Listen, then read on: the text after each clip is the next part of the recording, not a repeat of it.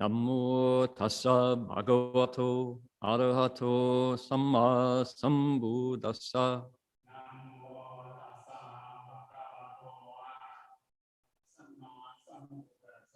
Homage to the blessed, noble, and perfectly enlightened one.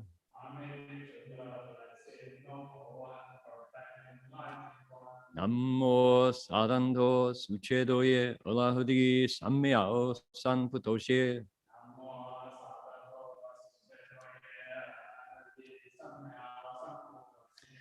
Wushang shen shen wei miao fa, bai qian wan jie nan zao yu. Wo jin jian wen de shou chi, yuan jie ru lai zhen shi yi. Supreme and wondrous Dharma, subtle and profound, rarely is encountered, even in billions of eons. But now we see and hear it and accept it reverently. May we truly understand the Buddha's actual meaning. Venerable Master, Dharma friends, welcome to our Sutra lecture. 师父上人，各位佛友，大家阿弥陀佛。This is our weekly investigation into the Flower Garland Sutra, the Avatamsaka Sutra. And today we are at a turning point in the progress of a Bodhisattva from the Bodhi resolve to Buddhahood. This is an important milestone in that career of that unselfish cultivator. And I have a lot to present today, so I want to get started right away. We'll begin by see, we're going to come back to page 86, and I'm going to take us out to the top of our text, because here is the invocation. And we're going to use a musical setting to invite the Buddhas and Bodhisattvas of the Flower Garland Assembly to come and bless, 加持 is the Chinese phrase for it, to aid and bless everybody who is tuned in, and ideally, as far as the mind can reach, out to bless all living beings. So here we go. We do it in Chinese. You're welcome to try it out. Let those sounds come from your tongue and see how they taste in your mouth.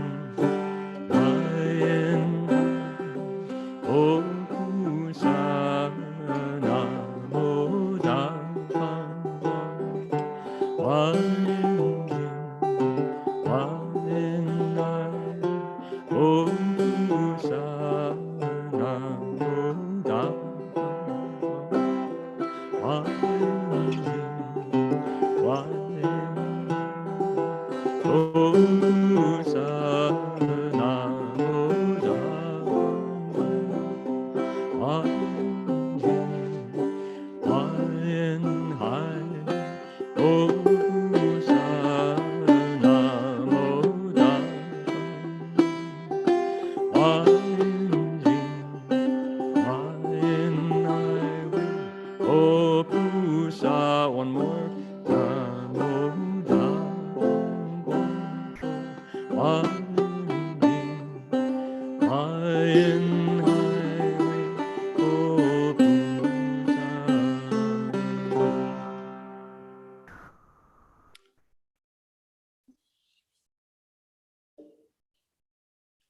we're back to page 84 in our homemade but effective bilingual, trilingual sutra text. There we go. All right. Today's text is third stage, seventh stage, the sixth stage here, seventh stage, 8. There we are. Okay, we're going to read 2 verses today. The one we read last week and today's as well. And we're going to review 2 pieces out of the 7th stage from last week in preparation for today's 8th stage, that turning point, that milestone I was referring to. Okay, so last week's verse is right here. It's the one that goes in Chinese, 智慧方便心广大, right there. And we're going to go on to 佛劝令从寂灭起. Okay, so we'll read the 2 Chinese verses together first. Here they are. Welcome to join me if you care to. Here we go. 智慧方便心广大，智慧方便心广大，难行难伏难了之，难行难伏难了之，虽证寂灭全修习，虽证寂灭勤修习。能趋入空不动地，能趋入空不动地。Go down to the next Chinese verse. Here we go. 佛劝令从寂灭起，佛劝令从寂灭起，广修种种诸智业。广修种种诸智业，趋势自在观世间，趋势自在观世间，以此而生善慧力，以此而生善慧力。Okay, I think it works. I don't know. This is an experiment. It says the Bodhisattva chanted those verses. And so are we. Okay, ready. Now, because English is not monosyllabic this way, so we have to be a bit more elastic in our use of the melody. But here's how it goes. With wisdom and expedient skill, his mind is vast in scope. With wisdom and expedient skill, his mind is vast in scope. He manages difficult practices, hard to teach and comprehend. He manages difficult practices, teach and comprehend.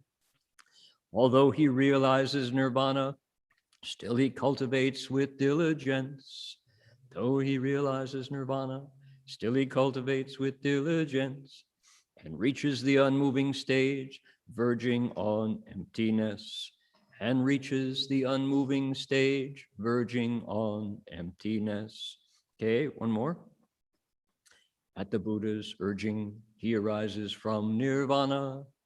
At the Buddha's urging, he arises from nirvana and cultivates all manner of wise deeds in depth. And cultivates all manner of wise deeds in depth, complete with 10 forms of self-mastery. He contemplates the world. Complete with 10 forms of self-mastery, he contemplates the world and ascends from here to the stage of wholesome wisdom. And ascends from here to the stage of wholesome wisdom.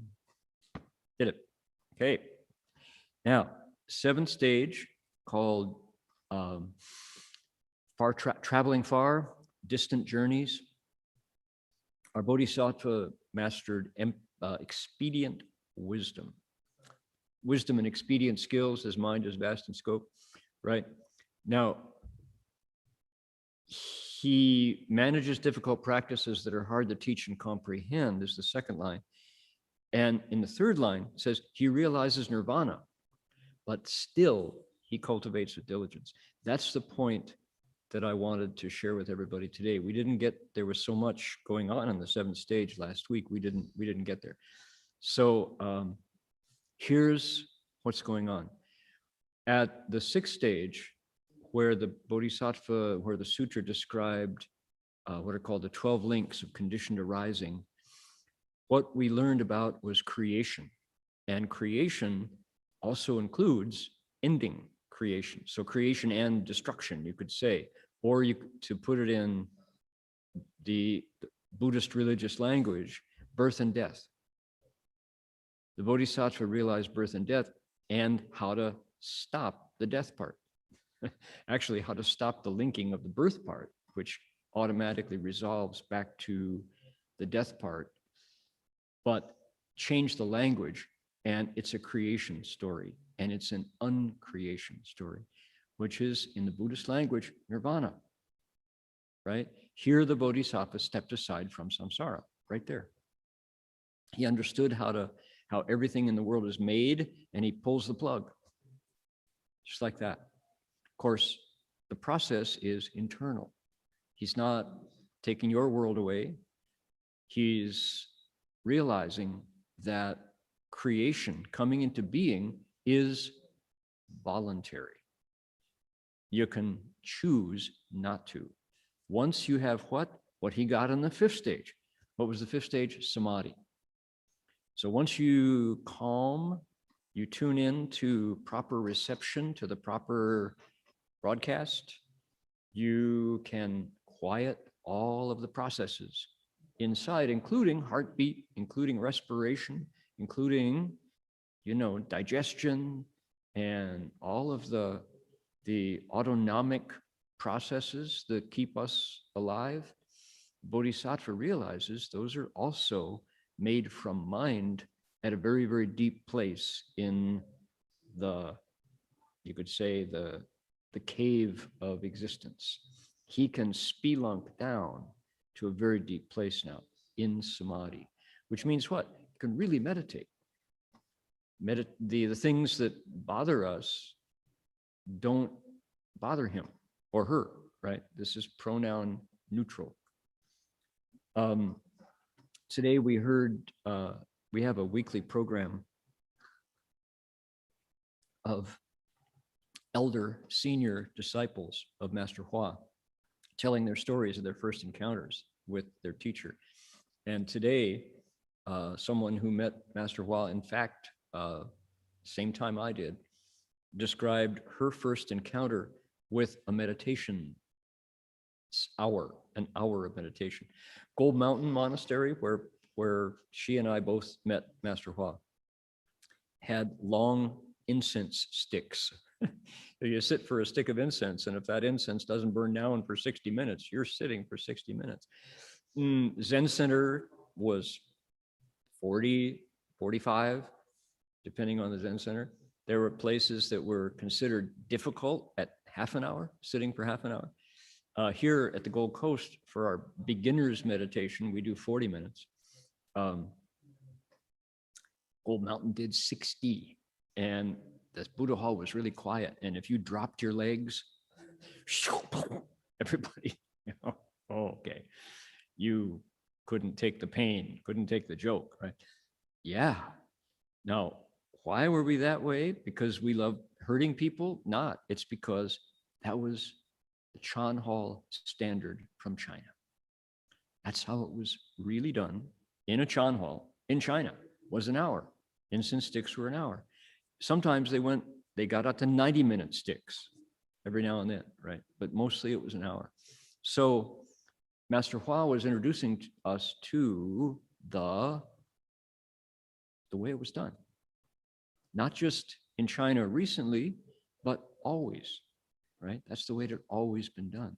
So he was, when we called it the Zhengfa, the right Dharma, it was based on a standard. There was a standard there. Okay, so that's the point. So our guest speaker today was saying, okay, well, I had my first experience in meditation at Gold Mountain Monastery. And you know what? After 5 minutes, I was done. I couldn't, that was enough. That was enough. It hurt, 5 minutes, my mind was just, Now, mind you, at the time, she was in a PhD program at UC Berkeley. And her mind indeed was full of all of the things she was learning to analyze and to put in order and to bring out in a new form, innovative pedagogy and all.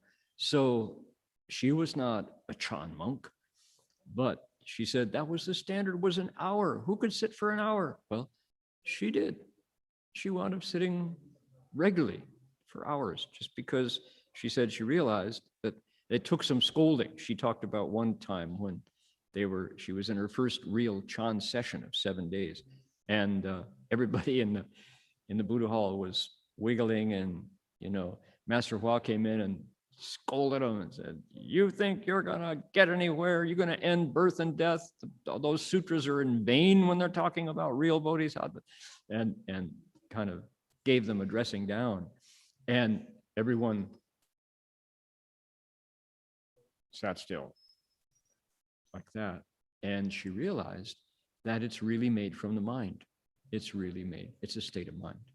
And sometimes it just takes somebody putting you in your form. And although his voice was scolding, who knows what energetically, what Master Hua was giving the meditators.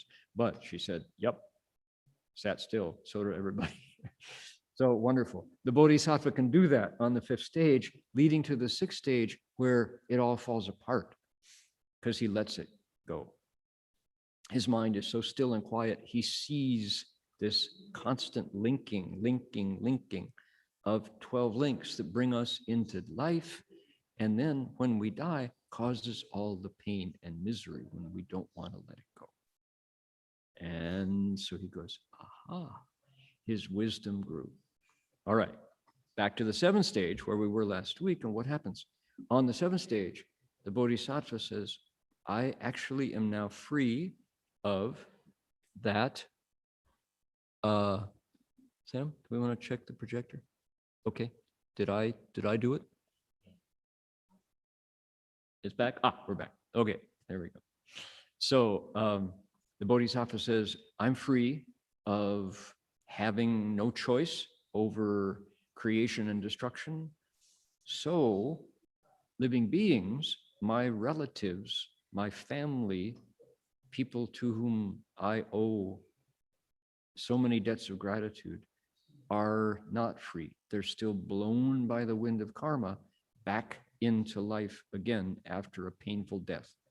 And I want to help them wake up. So I'm going to change the language again because this is what I want to share with everybody so we can get into the 8th stage. The technical language describing what the Bodhisattva experienced is emptiness. He was able, or she was able, to completely go through the awareness that his or her body is nothing but buzzing energy held together by the glue of karma. The stillness generated through his samadhi, I'll just use the his to save time. The stillness generated through the meditation this Bodhisattva can do now allows his wisdom to experience the real electrical, you could say, bioelectrical makeup of the body at a profound level. And he can go through that to a place before habit and karma makes it come together as a body. He can empty it all out. Self is the first one to go. And the language, here was the language. I've got a beautiful phrase here. It's, here we go, up at the top. That phrase goes,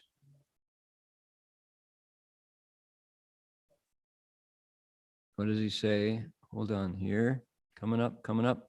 Ignorance is the name we give failure to understand truth in the primary sense. What is truth in the primary sense? The self is just a way of looking. The self is a habit. It's a view, right? And that view is something we learn. So, okay, with that view, with that awareness now, that the self is fundamentally empty, the Bodhisattva decides not to quit. He could quit, but he doesn't. That's the seventh stage. There is this phenomena in the sutra coming up where he cultivates 10 aspects of expedient wisdom, 10 kinds of, although, comma, comma, dot, dot, dot, nonetheless, dot, dot, dot, right? Now, I'm going to take you there right now because it is grand. It is brilliant. We're going to the seventh ground, seventh stage here. And the Bodhisattva goes, here's the thing. Here, this is now where the Bodhisattva is. And I didn't share this last week, but the language is just brilliant to realize what is involved in an actual Bodhisattva's psychological development. What happens to you at this point? You've now seen emptiness. And what do? Although this Bodhisattva is good at cultivating the samadhis of emptiness, marklessness and wishlessness, because of kindness and compassion, he doesn't abandon sentient beings.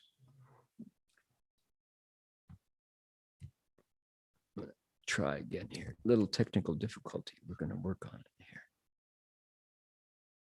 Switching ports. There we go. Let's see if that works. Okay, are we up? All right, good. If it goes out again, give me a sign, Lord. Okay, so I'm going to show you the Chinese so you have a sense of it, right? 随善修空无相无愿三昧而慈悲不舍众生. Look at these. There are 12 things the Bodhisattva does. Although he's realized the same impartial dharmas that Buddhas realized, he still enjoys constantly making offerings to the Buddhas.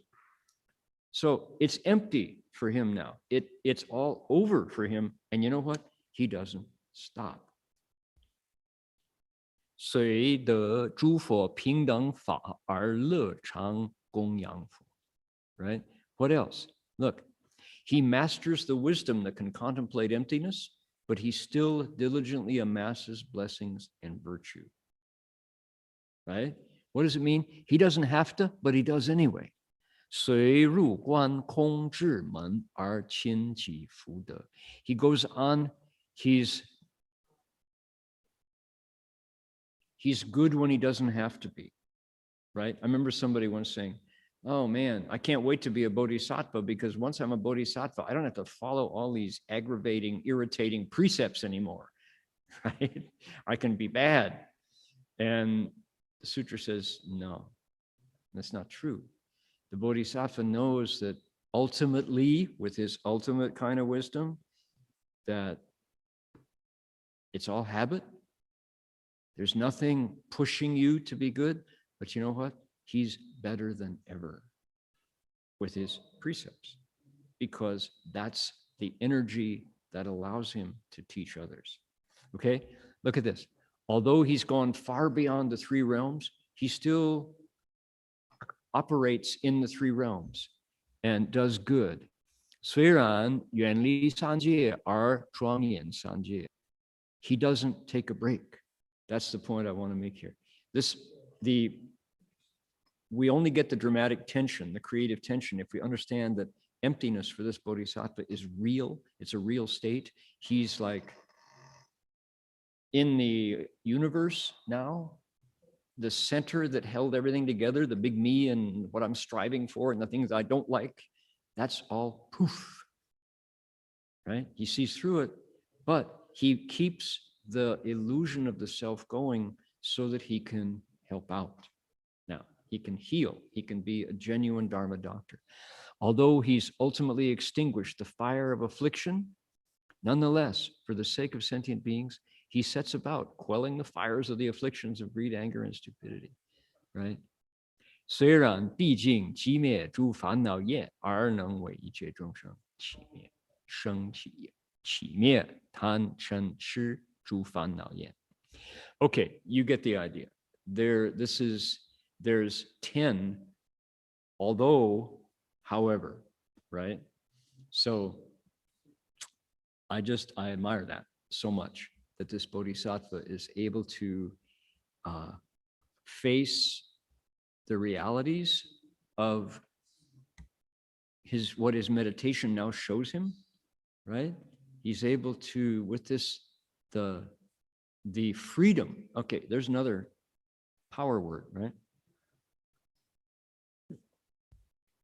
The Bodhisattva is completely free to go, and he doesn't. Now, compare that to the Arhat. And the Arhat is another Buddhist saint, right? A sage, someone who has used the Dharma to put an end to suffering, but says, enough, no more returning. I've seen the end of the road, right? And emptiness is my new friend, and I'm gone, right? And that's, what can you say? That I have no place to debate the virtues of that decision. I can't imagine what it's like to be free of suffering, to have your afflictions truly come to an end, to have greed, anger, and delusion not be part of my life. I can't envision that. I mean, I can envision it. I can't imagine what it's like. So for the Bodhisattva to be at that decision place and say, nope, I hear the sounds of suffering and I'm not going to leave. I'm going right back into the pit so that I can pull others out through me. That's what the sutra is describing here. And I tell you, people who will say, oh, the Avatamsaka Sutra is just the peak of Buddhist philosophy. It's pretty abstract and you won't understand it. It's not what's going on here at all, right? The Bodhisattva is saying, my heart hurts for all those people who are going through disasters, right? We are experiencing today, this news is not a good thing to introduce in a sutra lecture because it's temporal and the sutra is eternal. But right now in the Middle East, we are seeing destruction among brothers. A family feud that has been going on who knows how long is now shedding blood and bringing fire down from the sky on people's homes who live among rubble to begin with, and you think, Taiwan has had pretty much 0 cases of COVID. And within 24 hours yesterday, they went from 29 cases to 130 cases, just all of a sudden, So the suffering going on in India is legendary. Just the number of people dying in villages where there has not been a doctor for generations, and the COVID virus arrives and the folks just suffer. This is our lot, right? This is where we are in our world now. And the Bodhisattva says, I can be useful, right? I can be useful. So that's one. That's one of those 10, the seventh stage, the seventh ground begins with 10 propositions of, although, nonetheless, right? Although the Bodhisattva sees emptiness, nonetheless, he signs up for another tour of duty. And you go, whew, big capacity for goodness in that human heart.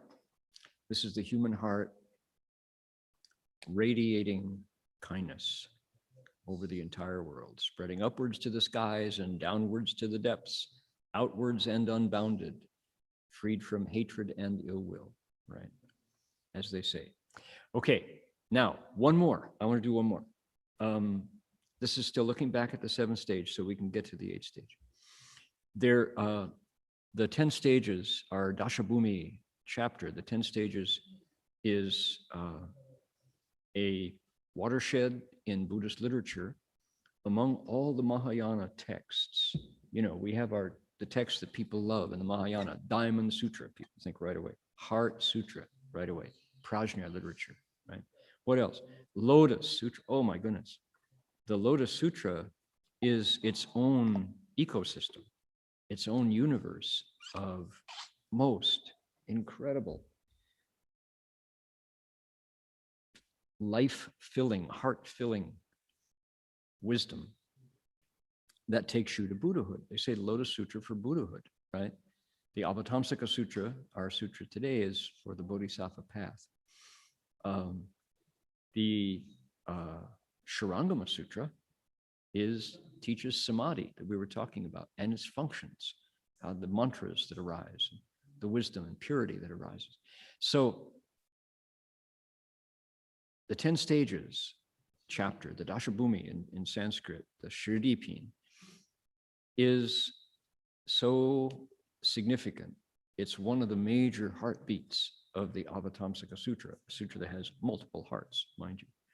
So within the 10 stages chapter, each of the stages has these hallmarks, these things that pop out by which you know it. The first stage of happiness, for example, is vows. And the Bodhisattva's 5 kinds of fearlessness, 5 kinds of courage, right? Second stage has those 10 wholesome deeds, 10 evil deeds, and the retributions that come from the evil, right? Unforgettable. Third stage has the Buddhist psychic powers, Shentong Miaoyong, right? Psychic abilities in the 3rd stage, et cetera, et cetera, et cetera. Okay. When we get to the 7th stage, there's something that always popped out at me as unforgettable. And it's funny because I haven't heard other people pick up on this. So I want to share with everybody today one of the hidden gems, you could say, of the 7th stage. And what are they? They are pocket definitions of the paramitas. The 10 is that big enough to read, Ben? Can you read that? Okay. What are they? Here's the text. This bodhisattva in every thought can always fulfill all 10 paramitas. Why is that? Because he puts great compassion first in every thought as he cultivates the Buddha Dharma and seeks the wisdom of a Buddha. Okay, notice that. Here's the phrase. Great compassion comes first in every thought. Say it again, say it in other words. He doesn't worry about himself first. Others come first. And that's good, but then what? Suppose you put others first. Can you do anything about it? Watch what follows. Here are 10 kitchen table definitions of the essentials of the Bo Lo Mi, Dao Bi An Fa, the paramitas, the dharmas that take us across to the other shore. Here they are. You can get this little nugget and you got it. For him, the definition of Dhyana Paramita is giving all of the good roots to sentient beings that he makes by seeking the Buddha's wisdom. 所有善根为求佛智，使与众生是命丹诺波罗蜜. These all are, this is called, right? It's a definition. 是命, the paramita. This is called the paramita of, right? So what is it? It's transference. Giving good roots away, wholesome qualities. This is transference, right? What do you do? In your mind, anything that you do, like suppose you suppose you give water to a hot koala who doesn't usually drink water, but because of the fires, will drink water.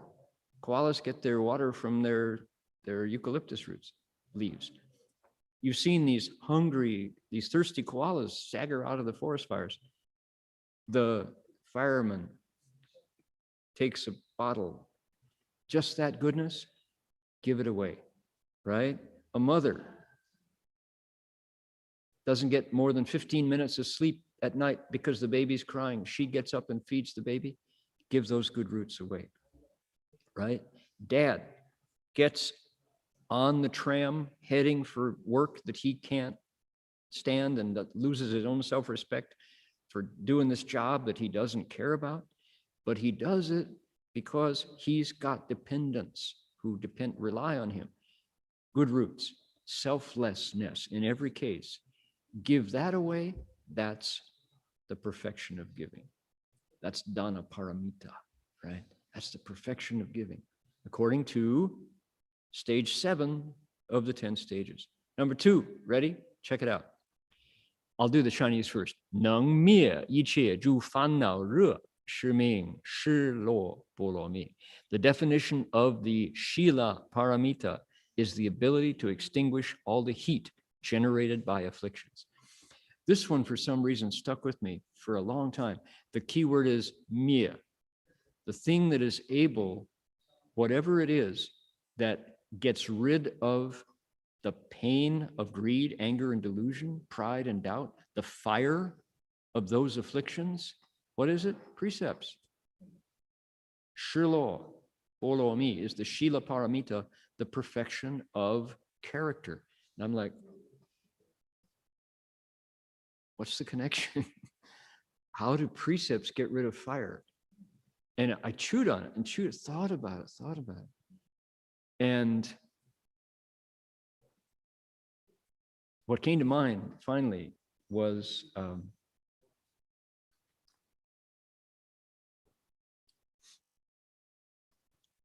together with my companion, Bhikshu Hung Chao, I was bowing to the city of 10,000 Buddhas up the Pacific Coast Highway.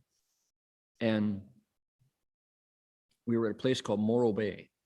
Morro Bay is in Central California, and it's famous for this big rock, this giant rock out in the harbor. It's also famous for having no water. Morro Bay is, the groundwater is really shallow there, and Morro Bay is one of the first cities to run out of water every time California goes dry. So coming up. Anyway, there we were. And it was, we just were about to break for lunch. And this woman showed up, big smile, wearing sunglasses, never saw her eyes. She had a picnic basket in her hand. And she said, brought you some food, been watching you bow. She said, you know the best thing about you Buddhists? She says, it's those precepts that you teach. You know, that no killing, stealing, lusting, lying, and drugging yourself. She said, boy, she says, that just takes all the burdens off. And it was like, yeah, that's plain English. We like that.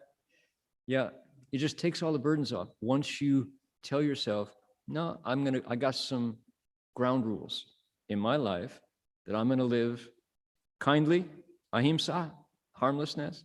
I'm gonna be generous with material stuff. I'm gonna be true to the promises I make to my partner. I'm gonna tell the truth, and I'm gonna just say, no more getting high, no more getting drunk. It's no fun anymore. The burden's off you. It's like yeah, your nature emerges, right? Once you decide you're gonna live by those fundamental wisdom rules. And she was so right, you know. I like that. Those 5, it takes burden up. You're free to be a human and not worry about screwing up all the time, the way you did when killing was an option, stealing was an option, sexuality, sexual misconduct, lying, and getting high was an option. Once you get rid of it, it's like, oh man, no, I'd do so much better without that, you know, as a human being. So good. Yeah, thanks for that kind-hearted donor in Morro Bay. Number 3, 慈悲为首，不损众生，是名禅体波罗蜜. For him, the definition of kshanti, patience paramita, is the ability to make kindness and compassion foremost and never harming sentient beings. Okay, so you get the pattern. There's a relationship between the key word, which is what kind of paramita, in this case, patience, and how it functions. What is the key? How does patience function? It lets you be kind. And it says, don't harm. Boy, oh boy, oh boy. I watched, I'm a great sucker for the dodo. People know about the dodo on social media. The dodo started out just small. I don't know the story of the dodo, but it was, if you go onto YouTube, anybody does that, go onto YouTube and look up the dodo. And the dodo is animal videos. I'm a sucker for animal videos. I'll watch them. And in this case, somebody in their big SUV had caught an owl in their grill, right? And you can find this one. An owl had wound up in the grill of their giant Yukon or something. And the camera focused into the grill work, and here was this big-eyed owl staring out of the grill. And so the woman said, well, we just called the local wildlife care, and luckily they had a raptor expert right on the payroll on the phone. And I think his name was John. She said, John came right out. And here's John taking the grill and stretching it aside. And he's lying on his back, leaning up like this. And he reaches in and he pulls out the owl. Goes right in. And I was thinking, oh my God, this guy's going to be chewed to a pulp, because owls, they are raptors. They've got these big beaks and big claws. The owl totally went limp and let the guy pull him out wing by wing. And here's the owl. And the raptor carer is in there going, well, I don't think there are any broken bones. Feels okay. All right, here. And he fluffs the owl up and puts him in a box, and they take him away out to the woods and open the door, and the owl flies away. And I was thinking, good grief, that owl was so trusting of John, the raptor carer. That man must have radiated harmlessness, right?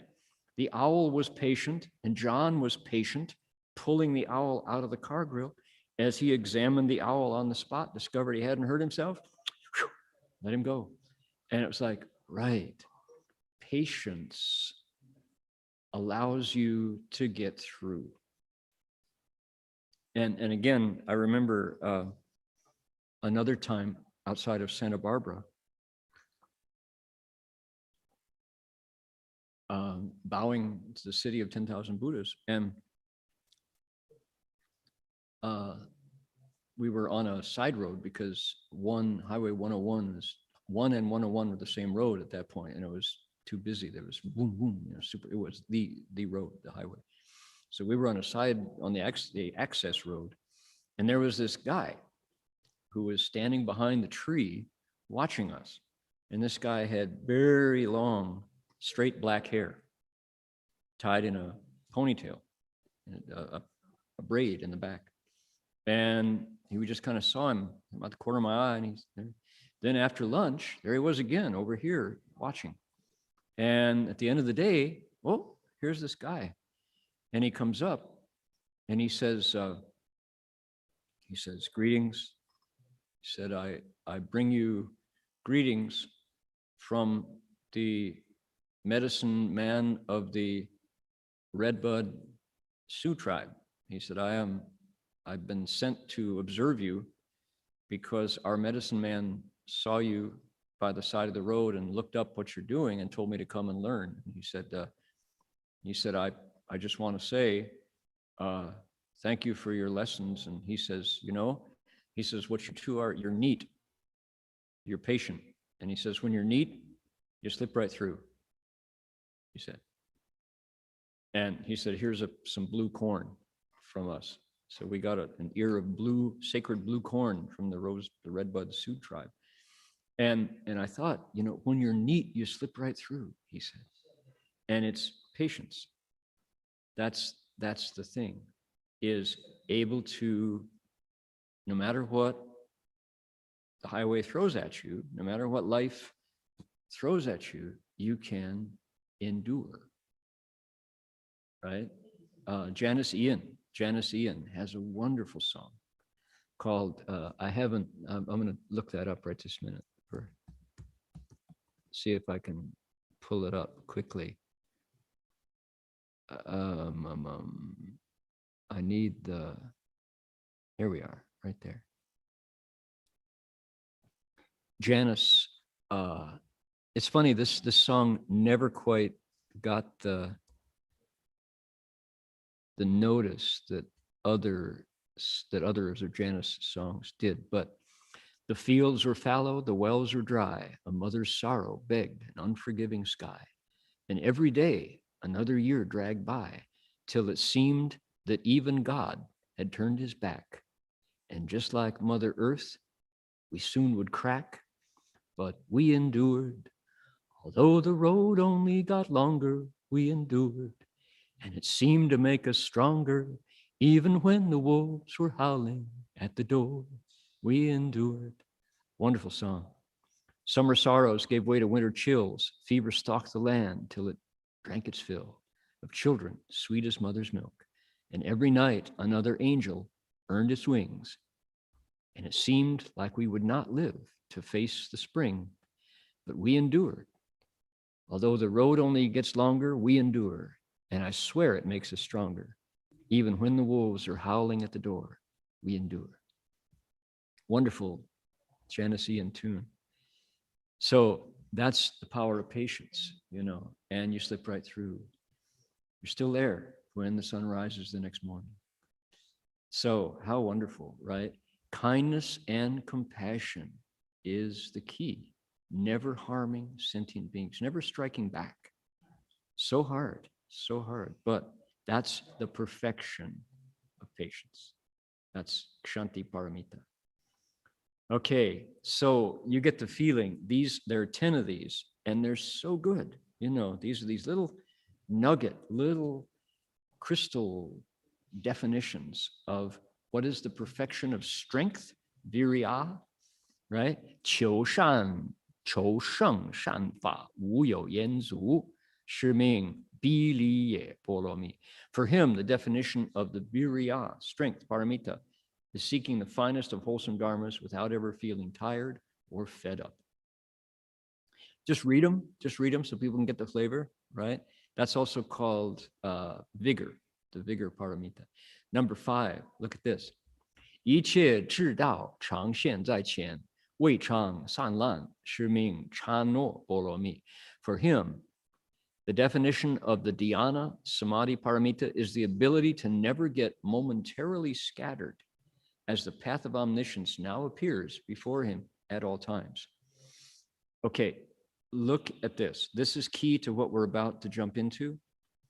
So when you enter Samadhi, things start to reform, right? Things start to break up. Your body doesn't feel as solid as it did before because you realize it's buzzing energy. Your body is much more like a cloud than it is like a piece of earth, right? At this point of stillness, when the Bodhisattva can really make his or her mind still, the skandhas, right? They break up, right? The rupa skandha, the body, the vedana skandha, the feelings, right? The samjña, the thinking that are all these processes of my life, they just start to drift apart because you go into them. You realize all this, when you are still, when there's a still core, all that motion that is, metabolism is so many motions, right? And you can see them and they fall still. The Bodhisattva in the face of this doesn't scatter. This key word, sanlan, the Bodhisattva doesn't get upset when he sees all these things that he thought were solid and real and forever and eternal and really me. First thing to go is that me, right? Then the dharmas break up. Like, they're not me. They're not mine. I am not them. Who am I, right? you can freak out at that point. The Bodhisattva doesn't. Okay, that's Chan Bolomi, Dhyana Samadhi. Okay, we're going to do one more here. 能忍诸法无生无灭是名般若波罗蜜. For him, the definition of the Prajna Paramita is the ability to be patient when dharmas are neither created nor destroyed. Okay, so just to say, all of you students of the Dharma, these are really useful 25-cent definitions, right? This is the quick take on the thumbnail definition of what are paramitas. What are what? What are they? They're the Bodhisattva's tools. This is what the Bodhisattva uses to progress and head to Buddhahood, but teach along the way. So what is this? Look at this. 能忍, patience comes back. 诸法无生无灭. You can endure it when things don't come into being and they don't pass away anymore. Hello? What is that? That's a samadhi.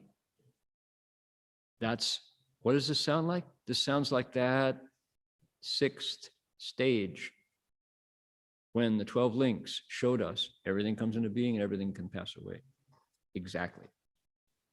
The sixth paramita and the sixth ground, the sixth stage, talk about the same Dharma.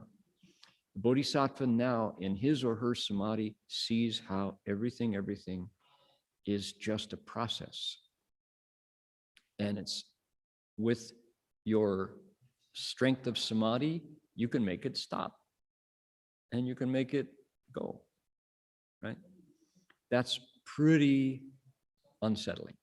It's, in fact, extremely unsettling, right? So what is it? 能忍. You can wait it out. You can wait it out. There's more to see, so you can wait it out. You're not there yet. This is what? This is just the process of becoming a Buddha. This is so different from mindfulness, you know. Yeah, I like mindfulness. It feels really good. It does, no doubt, but the Bodhisattva doesn't stop there. And it's, furthermore, it's not emptiness either. Okay, anybody who is like dipped into, does the name Nagarjuna mean anything?龍樹菩薩, right? Nagarjuna is one of the great formulators of Buddhist teachings after the Buddha. He reformulated things the Buddha said in a way that made sense in the context of India at the time. And his teachings said, emptiness, right? That's one of the Buddhism is called Kongmen, the gateway to emptiness. But you know what? Emptiness is only part of it. You also need existence. And you need the middle way. That doesn't stop with emptiness and doesn't stop with existence either. That's Nagarjuna's famous Madhyamika, the middle way, right? So here it is. This Bodhisattva has to be good at both. He doesn't get to emptiness and go, that's it. That's the truth, right? No, that's only a part of it. That's kind of like the foundation from which skillful ways to be in existence come alive for the Bodhisattva. That takes us now to number 8. We're ready for today's verse. Let's take a peek again. What was it? The verse was, at the Buddha's urging, he arises from nirvana and cultivates all manner of wise deeds in depth. Complete with 10 forms of self-mastery, he contemplates the world and ascends from here to the stage of wholesome wisdom. Oh me, oh my. All right. Going to go back to the 8th stage text. And that's the 10th. We want the other one, please.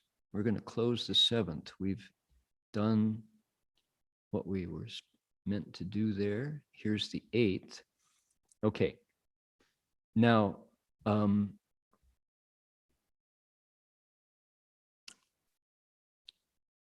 how, let's see, I just want to give you put the flow in front of us here.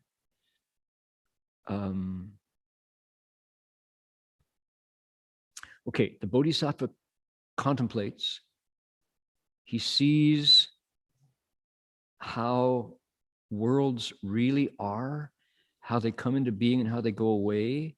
He sees big, big, big, big things now. It's not just today's lunch or today's knee pain or the awful news coming out of areas of conflict on our planet. He's not worried about that because he knows those all have their causes that come into being and pass away, right? But this Bodhisattva is now able to see worlds coming into being and passing away, and skillful at distinguishing worlds. He also is good at distinguishing people, living beings. He can tell why you're a male. He can tell why she's a female. He can tell why this person had a short life, why that person lives so long.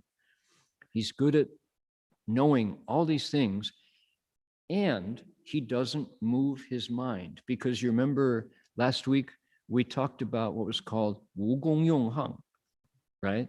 Effortless practice. The Bodhisattva now is so good at appearing in different bodies.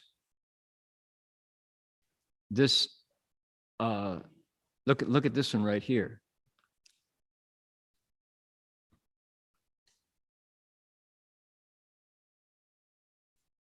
The Bodhisattva, let's see here. Let's do this one. Okay, I'll just explain it. I won't try to find the text. The Bodhisattva now can make multiple bodies appear, right? And like I said, this is a deep dive. We're going deep into the power of the Samādhi in the 7th and 8th stage. The Bodhisattva now appears in multiple kinds of bodies according to his mind. He can make these appear through his thoughts, right? Through his mind. All he has to do is look at what is needed, and that appears. That body appears to teach. All right. Hold on. He sees how things come into being and pass away, and this is called the Budong Di, the stage of stability. The stage of stability. He doesn't move in the middle of this. Okay, now here we are. Okay, this is what I wanted to share. I'm going to say it without the text first.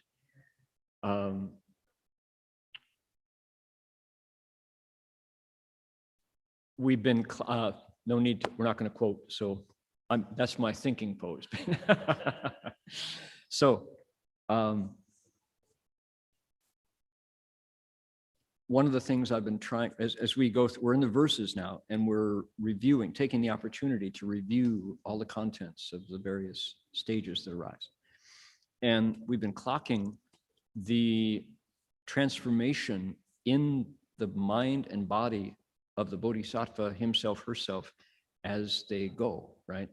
Changes happen as you meditate. And it's what's going on. They call it the fire of Samādhi, the true fire, Sanmei Janho, the true fire of Samādhi that you can feel if you cross your legs in full lotus and sit for a while. You can feel like, oh, my knees are burning, right? Oh, my back is aching, right?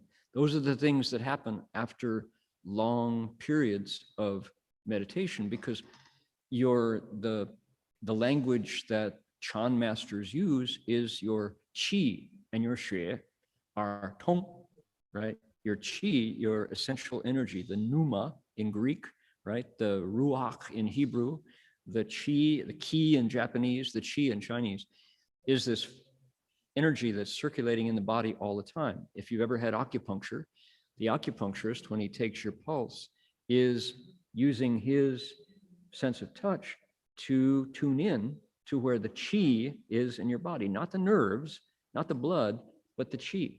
It's another system that's in there. So the meditator, his chi, which when you sit in full lotus, kind of bangs up against barriers, doesn't want to be stopped by the new posture of your knees, your feet up on your upper thighs, and your head erect on your spine, like that and all. And there's initial resistance to those new pathways. Likewise, blood circulation. Sometimes people meditate and they feel like their foot has gone to sleep, right? Or your whole lower body has gone to sleep, or your head has gone to sleep. You're in trouble when your head goes to sleep and you're meditating, right? So that's a very common experience. What is it? It's the blood circulation being impeded by this new posture. If one, and this is how Chan masters talk, right? If someone can be patient at that point and keep their false thoughts from being afraid or being happy that they have some new state, they're really enlightened now, all the things that we do in the face of these physical, spiritual, psychical innovations in the body, these new states. If you can be patient with all of those, what happens is, in one word, they tong, the Chinese say, they connect. The chi connects. The circulation connects. Very much think, what do we have? A kinked garden hose. Got a garden hose, turn on the tap full on, but the water doesn't come. Well, the hose went, right? All you do is unkink it, the water flows, right? Same way internally with meditation. And this Bodhisattva now is a really skillful meditator, and there is new flow in the body and mind of the energy and the blood. So what happens is transformation happens. We've talked about how in the 4 dhyanas, your heartbeat stops. You don't die. It's the first dhyana. Second dhyana, your breathing stops. You start to breathe horizontally through the pores of the skin. You're not dead, right? In the 3rd dhyana, coarse, false thinking, coarse, random, discursive thought stops. 4th dhyana, subtle thinking stops. We talked about how when you get to that 6th stage, the mind is working like a mirror, they say. Da Yuan Jing Zhi, the great mirror-like wisdom. The Bodhisattvas undergoing real changes as a function of meditation on body and mind. It's wholesome. It's an ancient template. It can be scary if you don't have a teacher at this point to guide you through, right? Because really, things are changing in there. The metabolism is different in a meditator. Our teacher's teacher, Master Empty Cloud, was famous for crossing his legs, starting to meditate, and 30 days later, someone comes up beside him and goes,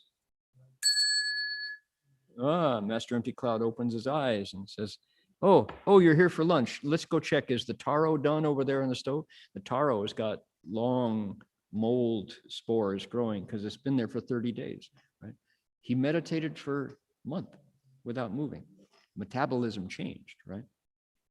Now, on the 8th stage, this Bodhisattva undergoes transformations that without help, he would stop his or her meditation. He has gone through emptiness, and in the 7th stage, he was working to learn expedient skills to teach. Now he can make all these bodies grow, but he's got a crisis. It's a crossroads in his or her practice at this point. And what happens? Something absolutely remarkable happens. I'll let the sutra speak.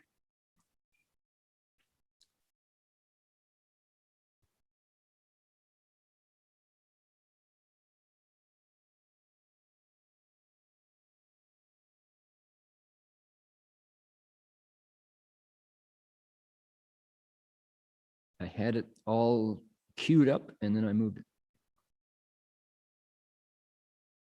Right here. I'll do the Chinese first, just so we can remember. Here we go. 佛子此地菩萨本愿力故，诸佛世尊亲现其前，于如来智，令其得入法流门中，作如是言：善哉，善哉，善男子，此人第一，顺诸佛法。然善男子，我等所有实力无畏18不公，诸佛之法，如今未得啊。如因 let's see， 如因未欲成就此法，亲加精进，无复放射于此人们。Okay, that's so the Chinese speakers know. Disciples of the Buddha, through the power of this Bodhisattva's basic vows, all the Buddhas, world-honored ones, appear to him in person. They give him the wisdom of a Tathagata so that he can master the method of this Dharma stream. They say to him, excellent, good indeed, good man. This patience is the very best because it accords with all Buddha Dharmas. Moreover, good man, you have not yet attained the 10 powers, the fearlessnesses, and the 18 Dharmas special to a Buddha, Dharmas characteristic of the Buddhas. Be diligent and vigorous in order to realize them. Do not let them go because of this door of patience. Okay, so this Bodhisattva's resolve, the Bodhi resolve and the resolve for nirvana have stopped rising in his mind, much less do worldly thoughts occur. And in the face of that, the Buddhas come to the Bodhisattva and urge him on. Go, go, go, jayo, jayo, jayo, right? Ra, ra, ra, zis, boom, ba, right? Go team. They cheer him on right here because what could happen here? What could happen is the Bodhisattva could stop. He could stop right here, and that would be a shame, right? If that happened, that would be a real loss. Okay? Now, so review here. What's going on is in the 7th stage, we learned that the line between provisional truth and ultimate truth is very thin. Light and shadow were pretty much the same. The Bodhisattva goes out of his body into another body to teach and comes back in, and emptiness and existence are just a thought, and his thoughts don't move anymore. So in front of him, what he realizes is dharmas are only created through karma, and if you don't create karma, why do it, right? So all things are empty, and as it says in the Bible, in vain, right?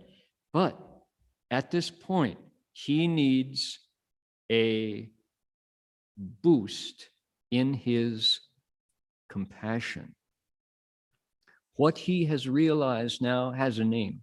It's called Wu Sheng Fa Ren, patience when dharmas no longer arise. This is called irreversibility, 不退转, right? And the place of no further retreat. Scholars call it non-retrogression, irreversible. The Bodhisattva at this point is at a crossroads, and there is a huge temptation to just stop. Because, and this is as they describe it as it's like everything that was true before for this Bodhisattva just empties. Everything that he understood about right and wrong, up and down, left and right, day and night, male and female, yin and yang, all merge. And it's like 360 degrees of nothing becomes everything and nothing. And he himself, he has no more basis of body and mind and self, no reason to do anything whatsoever. And they say it can be a major crisis. It can be really scary. It's really hard to be patient at that point. And most people, if they imagine if they could get to that level of dedication and devotion to their practice, they grab for something familiar, anything stable. And there is a fork in the road here that is the wrong fork. The Bodhisattva can go into what is called wan kong, dull emptiness, which is a samadhi. It's a state of nirvana, but it doesn't go anywhere. And it's kind of like all the work to this point would be in vain if the Bodhisattva stopped there. So what happens? We're going to go take a look. Here we go. The Buddhas at this point come along and say, that was the sixth stage. Okay. That was the seventh stage. And there's our 10 paramitas. Okay. I need to take you to our text here. This is, what are we doing? This is the 8th stage that our verses today were pointing to. The Buddhas appear and say, go, go, go. You have not got there. They say, ordinary living beings have not mastered the liberation of serenity. They haven't realized it. They struggle with every affliction, all kinds of awareness. Take pity on those sentient beings. Furthermore, good man, they say, Yo shan nanzi, ru dang yi nian ben so shi yuan, pu da rao yi, yi qie zhong sheng, jie ling de ru bu ke su yi zhi hui zhi men. Furthermore, good man, recall the fundamental vows you made to help all sentient beings so they can master inconceivable wisdom. Come on, this isn't philosophy, right? Our bodhisattva is the child, you could say, or at least their student, their protege. And there is you could say, a danger, sort of. There's a risk that at some point, the bodhisattva is going to quit.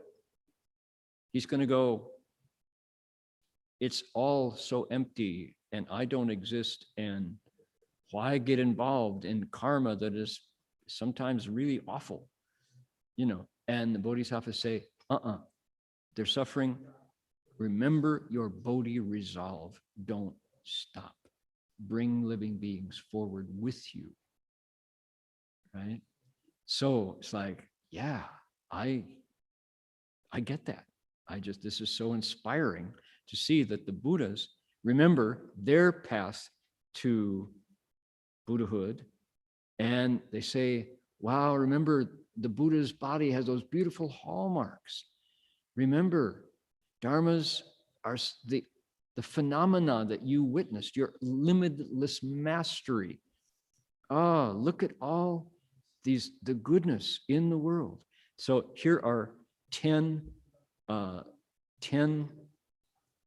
reasons that the Buddhas, 10 visions that the Buddhas give to the Bodhisattva to remind him not to quit, right? So this is one of those images that I love from the sutra. They say, I'm just going to summarize here because of time restraints. They say, here at the 8th stage, the Bodhisattva is in this new territory, right? All of the deeds of wisdom that now arise in a single thought. The Bodhisattva has a single thought, and everything good that he can do at this point, if you were to compare it with everything he cultivated from that first Bodhi resolve all the way to the 7th ground, all that goodness would only be 1 part in 100 one part in 100,000 kotis of Nayutas, one part in an Asamkhya, one part in a Kala, one part any quantity you could reckon or express by analogy, or an Upanishad, the greatest, right? This would only be one piece of that. So something has changed at the 8th stage. Disciples of the Buddha, the Bodhisattva, could only use one body to cultivate. Now, on this ground, he gets limitlessly bodies, limitlessly many voices, wisdoms, births, pure lands. He can teach limitless living beings. Here's that image. All of these accomplishments happen because of this unmoving Dharma. I'll read it in Chinese first. Here we go. 佛子譬如乘船欲入大海，谓之于海，多用功力。若之于海，但随风去，不假人力，以至大海。一日所行，彼于谓之，其谓之是舍尽百岁，已不能及。Ready? Disciples of the Buddha, it's like portaging a sailboat to the ocean. It requires a lot of effort to reach the water. But once you get to the shoreline and raise the sail, the boat can travel by the wind's power alone without requiring further human strength. Under sail, the distance it can travel in one day is far more than you could travel in 100 years before you reach the ocean. Disciples of the Buddha, the Bodhisattva Mahasattva, is also that way, in that he assembles the provisions of vast good roots and portages the Prajna boat to the ocean of a Bodhisattva's practices. His mastery of the states of omniscient wisdom in a single thought by means of the wisdom of effortless practice reach further than his prior effortful practices would have in limitless hundreds of thousands of kotis and kalpas. Okay, got it? Here's this beautiful image. Once the Bodhisattva goes, okay, I'm gonna try again, based on his vows, That's the key here. Because the Buddhas say, don't forget living beings are suffering, you have merged with the universe now. Your atoms are just like stars in the sky. You're no longer you at all. You're a cloud now. But you got to come back together, take one more step, and keep cultivating. Don't quit, because you're not there yet. It seems like you've reached this incredible state of nothing, but you're not there. Furthermore, we need you, right? They're playing on the Bodhisattva's compassionate heart. They're appealing to the Bodhisattva's kindness and saying, please don't stop. If they get him across that threshold, through the intersection, down the road again, what's it like? It's like somebody who's got a sailboat on their back and they're going through the woods. And oh man, you stub your toe and the boat is hot and you're sweating and you keep going through supreme effort. You don't quit. But then you come out of the woods and guess what? There's a beach and there's a dock. And you flip the sailboat over, you hoist the sail, and the wind takes it, and you go across the water effortlessly, right?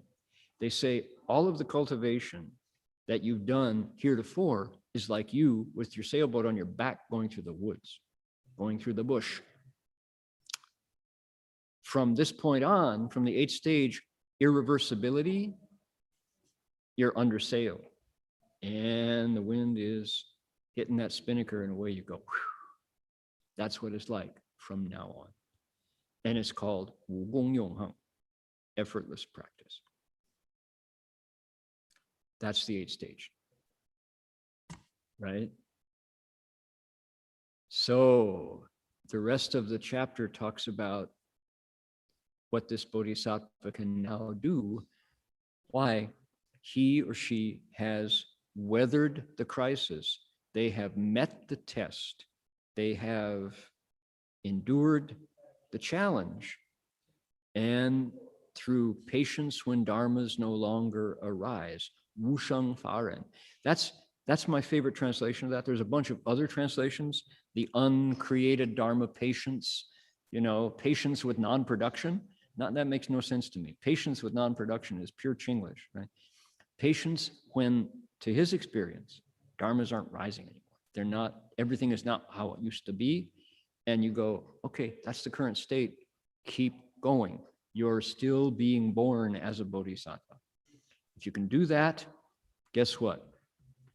At the Buddha's urging, he rises from nirvana and cultivates all manner of wise deeds in depth. Complete with 10 forms of self-mastery, he contemplates the world and ascends from here to the stage of wholesome wisdom, going to the 9th stage. How about that? Woof.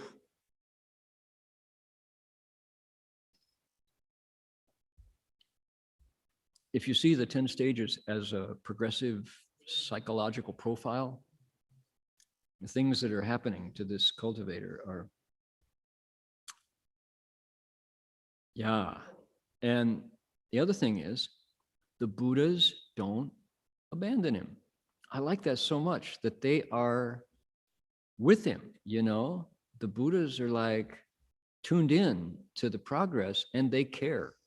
The Buddhas, not one, but Buddhas of the 10 directions, care about the Bodhisattva enough and his progress that they want to be sure that he makes it past that crisis, past that threshold, right?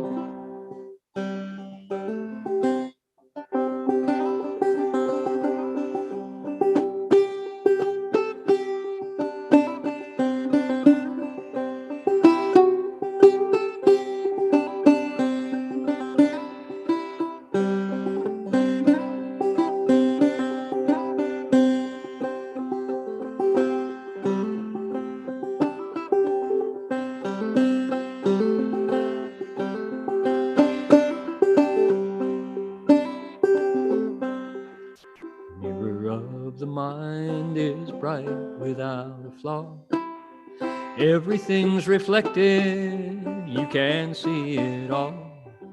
All 10,000 things revealed, perfect, round, and bright. No inside, no outside, just brilliant, pure light.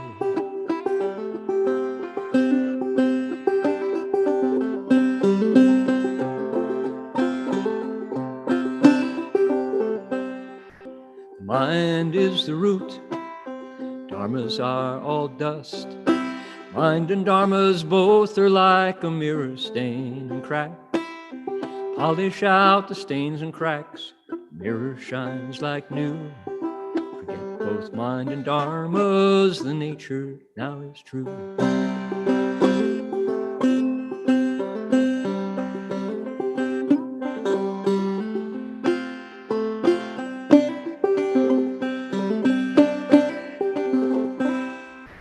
Goodbye to good and evil, goodbye to loss and gain. In stillness and tranquility, you never ask again. Your wisdom mirror was coated thick, you never wiped it clean. Now it shines without a flaw, there's nothing you can't see.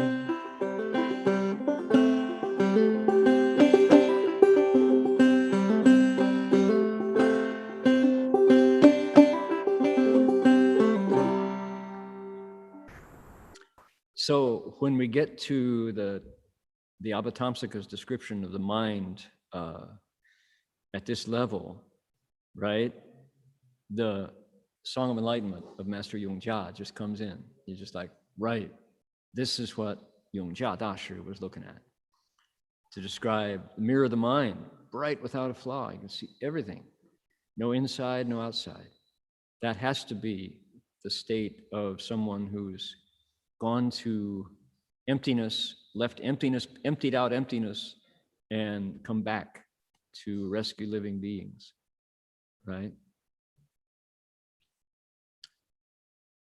Blame it, it's not less. Praise it, it's not more. Its body is like empty space. It has no fence, no shore. It's never left this very place. It's always holding still. No matter how you try to see it, friend, you never will. But you can't get it, and you can't let it go. Since there's nothing there to get, why do you chase it so? When silent, it's still speaking. When speaking, it's always still. The giving road is open and the Dharma is flowing now. Someone asked, hey, mister, this teaching, what's it called? I said, power to the Maha Prajna, Paramita. Yeah, love that. Okay, we did it. We got to the 8th stage. Next week, we'll look at the 9th stage. And the verses at this point, the reviewing of stage by stage by stage takes off at this point, because these are indeed the verses of the 10th stage, and they've taken us to the 9th, and the 9th always the previous verse always previewed the following verse, so we're there. And so from now on to the end of the 10 stages is new territory, and it's quite wonderful. So please do join in next week. I'm so grateful for everybody who helps put this lecture series together and deliver it in Chinese and Vietnamese, puts it online in this beautiful Buddha hall, and enables folks around the world to listen in. I'm really grateful for the assistance that keeps the light shining bright as we all serve the Dharma, right? Doing the work of the Buddha. I'd like to ask the monks at Berkeley Buddhist Monastery to let us know what's going on with Buddha's birthday. You've got some big plans in the works. Yes, indeed, Dharmaster. You can find on our website is an announcement. The Buddha's birthday, Vesak, will be Sunday, May 23rd. Okay, make that at bigger. 6:30 a.m. It will be 1 hour event. We'll do, it will be our second online Dharma bathing Buddha ceremony. And if you wish to join, you can see the link to register over there. We will bake the Buddha monks here at the monastery, and all of us will read them aloud. Yeah. Yeah, that's pretty amazing. Yeah, Sunday, May 23rd. Okay, you fill in the form here. Email is simple, not much. But we do want you to, if you put your name there, then you can hear your name be read by the monks at BBM in front of the Buddha.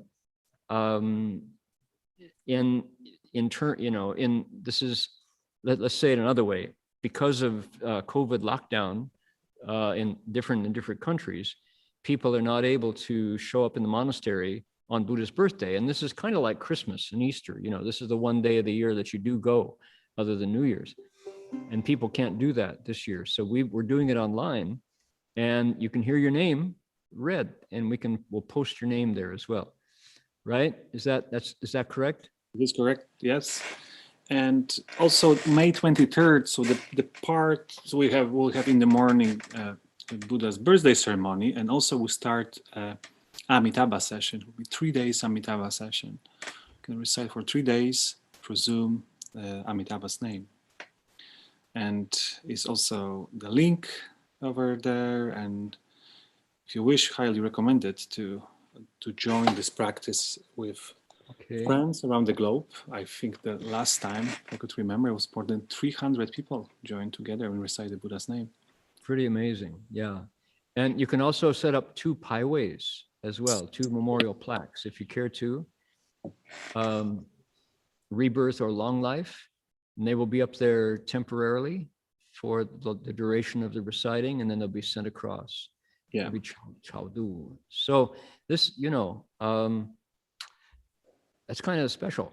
This is an opportunity that some people, because they live far away from a monastery, never had the chance to put up these plaques like that. And so we take advantage of our online Buddha Hall to open this opportunity for people.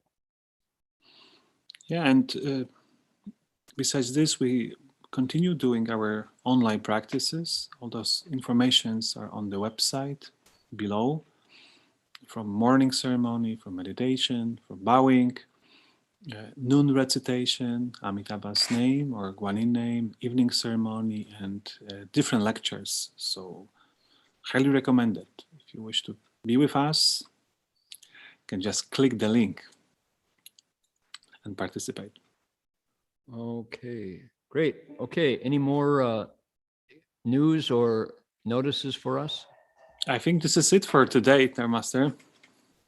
All righty, great. Appreciate it. Thank you so much.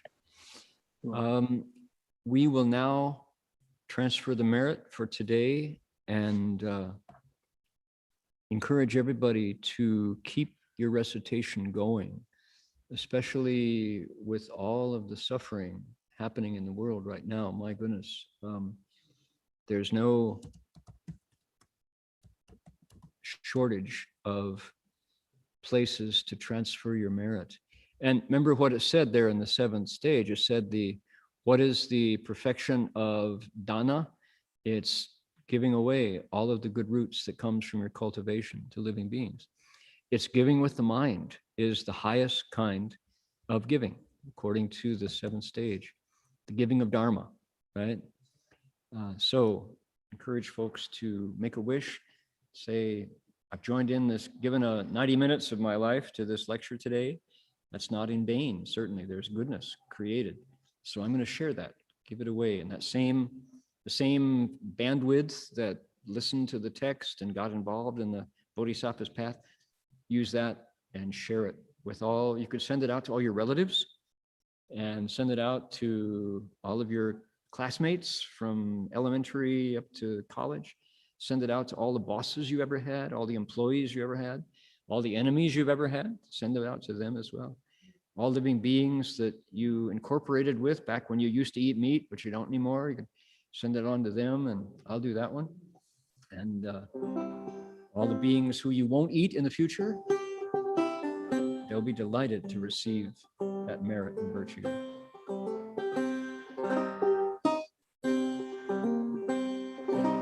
Okay, this is Medicine Buddha's mantra, sends out good vibrations with Medicine Buddha's vows. Yao Shifu has this incredible wavelength for healing illness. So let's do this.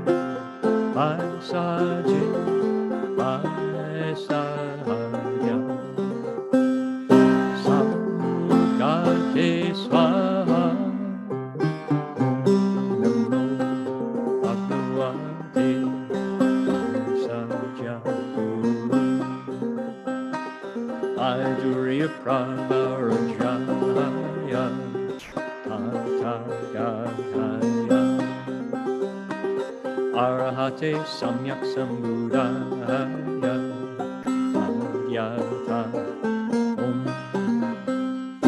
Vasaji Vasaji Vasaja Samugate Swaha Om Namo Bhagavate Vasaja Durya Prabharajaya Tagataya Arahate Samyak Sambuddhaya Adhyata Om Vasaji Vasaji Vasaja Samugate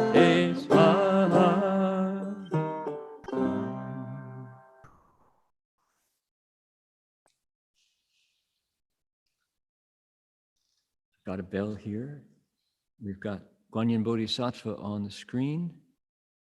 And I'll ring the bell 3 times. We can bow to the Buddhas and 3 times for Master Law.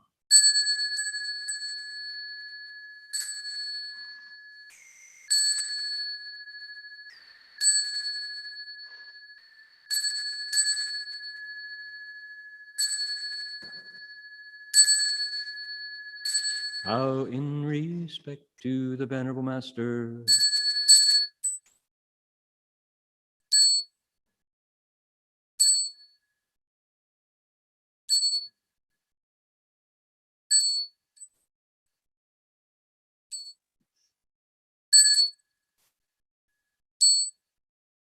Alrighty, I've got a note here. We had 160 folks on YouTube today.